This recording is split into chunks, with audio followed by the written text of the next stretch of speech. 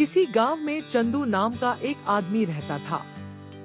वह बहुत ही नेक दिल था। उसकी किराने की छोटी सी दुकान थी, जिससे वह अपना गुजर बसर करता था। जिस गांव में वह रहता था, उस गांव में पानी की बहुत कमी थी। वहां वर्ष में सिर्फ एक बार ही बारिश होती थी। गांव के लोगों को पानी भरने के लिए बहुत दूर तक जाना पड़ता था। एक दिन चंदू अपनी दुकान पर बैठा था। गर्मी से उसका बुरा हाल था। तभी एक बूढ़ा आदमी गर्मी से बेहाल, बिल्कुल थका हारा उसकी दुकान के बाहर आकर बैठता है। कुछ देर चुप रहने के बाद वह बोलता है, पानी, पानी। बूढ़े आदमी की बात सुनकर चंदू पास में रखे मटके से पानी लाता है और बूढ़े आदमी को देता है। एक गिलास पानी पीकर भी बूढ़े आदमी की प्यास नहीं बुझती। वह चंदू से और पानी मांगता है। इससे पहले कि चंदू बूढ़े आदमी को घड़े से पानी लाकर देता, बूढ़ा आदमी खुद उठकर घड़े का पूरा पानी पी जाता है। चंदू उदास होकर उस आदमी का मुंह देखता रह जाता है। वह आदमी पानी पीकर तृप्त हो जाता है और रुसी खुशी चंदू से कहता है, धन्यवाद बेटा, तुम बहुत दयालु हो। तुमने इतनी गर्मी में मुझ जैसे प्यासे को पानी पिलाकर बहुत नेक काम किया है। हमेशा ऐसे ही नेक काम करते रहना। भगवान तुम्हें हमेशा खुश रखेगा। ऐसा कहकर वह बूढ़ा आदमी वहां से चला जाता है। थोड़ी देर के बाद चंदू का भी प्यास से बुरा हाल हो जाता है। वह मटके के पास जाता है। तभी उसे याद आता है, अरे मटके में तो पानी खत्म हो गया था। अब मैं क्या करूं? मुझे तो बहुत प्यास लगी है। चंदू मटके को उठाकर मुंह तक लाता है।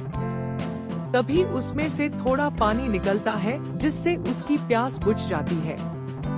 वह खुश हो जाता है, लेकिन वह हैरान होकर सोचता भी है, इस मटके में तो पानी बिल्कुल खत्म हो गया था। सारा पानी उस बूढ़े आदमी ने पी लिया था। इसमें और पानी कहां से आया? चंदू सोच ही रहा होता है कि तभी एक आदमी उसकी दुकान पर आता है और कहता है, अरे चंदू भाई, कैसे हो? जरा यह पर्चा लो और सारा सामान दे दो। चंदू पर्चा लेता है और जवाब देता है, मैं तो ठीक हूँ। तुम इतनी गर्मी में कैसे आ गए? और तुम्हारा पैर कैसा है? गोपाल चंदू से कहता है, बस ठीक हूँ। अब ये चोट तो ठीक होने नहीं वाली। ये तो जिंदगी भर का जख्म है। खैर, ये सामान जल्दी चाहिए था, इसलिए इतनी गर्मी में भी आ गया। घर में कुछ मेहमान आ रहे हैं। चंदू पर्चा देख सामान पैक करने लग जाता है। तभी गोपाल बोलता है, चंदू भाई, बहुत गर्मी है, थोड़ा पानी मिलेगा? चंदू शर्मिंदा होकर कहता है, माफ करना, थोड़ा सा पानी बचा था, वो मैंने पी लिया। क्या कह रहे हो चंदू भाई? मटका तो पूरा भरा हुआ है। वो देखो। चंदू पूरा भरा मटका देखकर चौंक जाता है। अरे अरे, मैं भी। चंदू गोपाल को मटके से गिलास भरकर पानी देता है और गोपाल पानी पीकर अपना सामान लिए चला जाता है। गोपाल के जाने के बाद चंदू सोचता है, मटके में पानी कहां से आया? मटका तो बिल्कुल खाली था। कुछ देर के बाद गोपाल अपनी बहन को लेकर चंदू के पास आता है और कहता है, चंदू, मेरी बहन को बहुत तेज बुखार है। चंदू उसे कहता है, तो डॉक्टर के पास ले जाओ।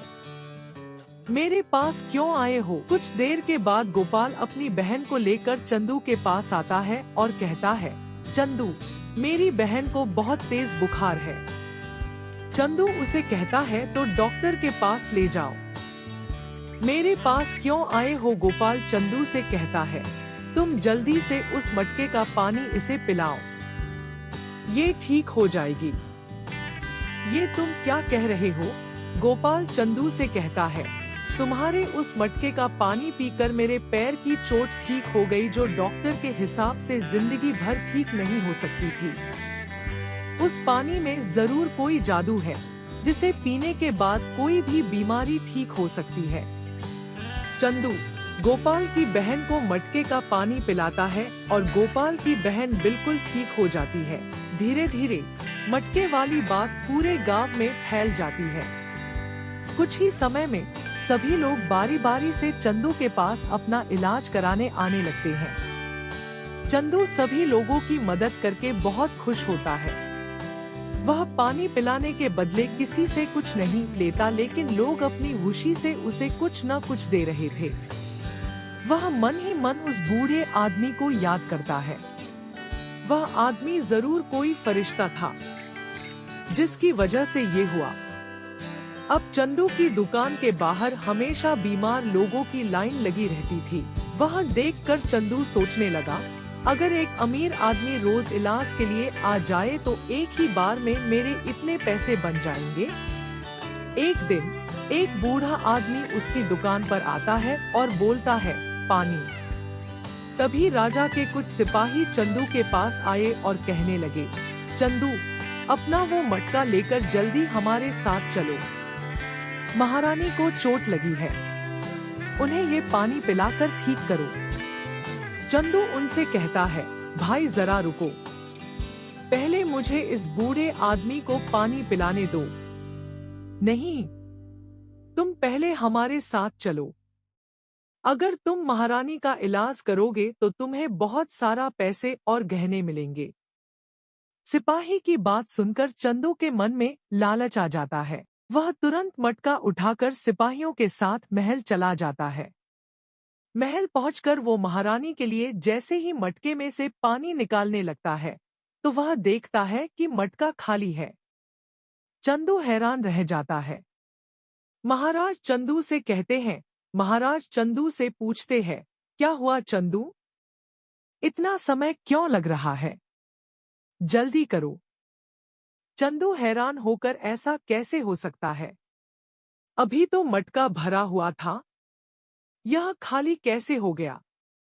महाराज भी उसे से पूछते हैं, ये क्या कह रहे हो चंदू? तुम्हारे मटके में पानी नहीं है। अगर तुम्हारे मटके में पानी नहीं था तो तुम यहाँ क्या करने आए हो? निकल जाओ यहाँ से। चंदू निराश होकर अपना मटका लिए वापस आ जाता है। वापस आकर वह देखता है कि वो बूढ़ा आदमी भी नहीं है जिसे वह पानी पिलाए बगैर ही चला गया था। चंद मन ही मन सोचता है, अरे वो बूढ़ा आदमी कहाँ गया? कहीं ये वही आदमी तो नहीं था जिसकी वजह से यह मटका हमेशा भरा रहता था।